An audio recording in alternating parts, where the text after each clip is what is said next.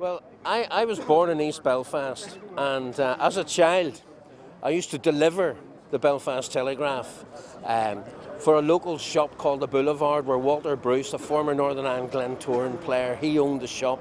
I used to deliver the telly every night, and not long after that, I walked through the door there and became an employee, and it was one of the proudest days of my life to have gone from paper boy to actually being a reporter on the Telegraph. Fantastic place to work, great grounding for journalism, and I remember every day in the Telegraph fondly. It was great fun, and what a great place to begin your career. I was 41 years in the Telegraph altogether.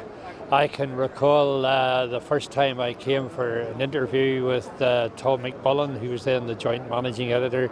It was a wet day, and I took out a handkerchief and polished my shoe, the toes of my shoes, before I went in, which was just as well, because the formidable Miss Lawler, who was secretary, I think, to 4 or 5 editors, she inspected me up and down. And I think if my shoes hadn't been right, she would have told Major McMullen, he's not one of us.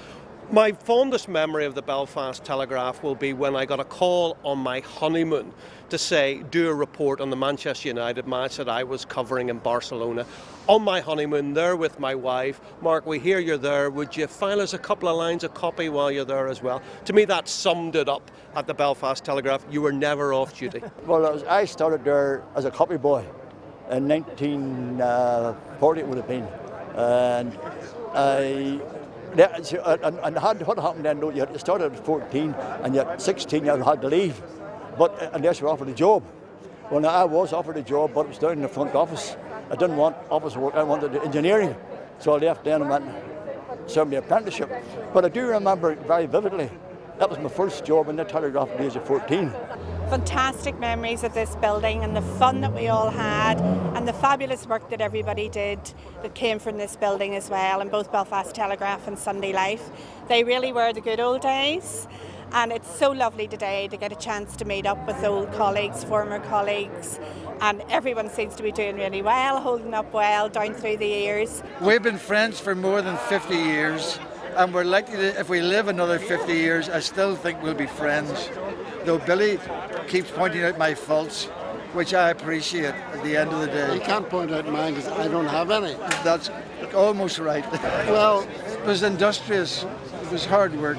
What I miss was the old typewriters. When you went over to computers, you deleted things. But when you wrote a really crappy paragraph on a typewriter, you could tear it out and screw it up and torture it and throw it in the bin. You couldn't do that with just delete. It's not the same thing. And designing pages was fun on paper with a pencil. And like Billy says, you could scribble and make a new design. I wasn't so technologically alert. Good morning. I'm feeling very proud to be here today with some of my former colleagues in the Telegraph, some of the best journalists in Northern Ireland ever had, and so many are still around, so it brings back all the memories of my first day working in here and seeing Malcolm Brodie and wondering, what am I doing here with all these great journalists? And throughout the years, this building has seen so much history, and we've been part of it.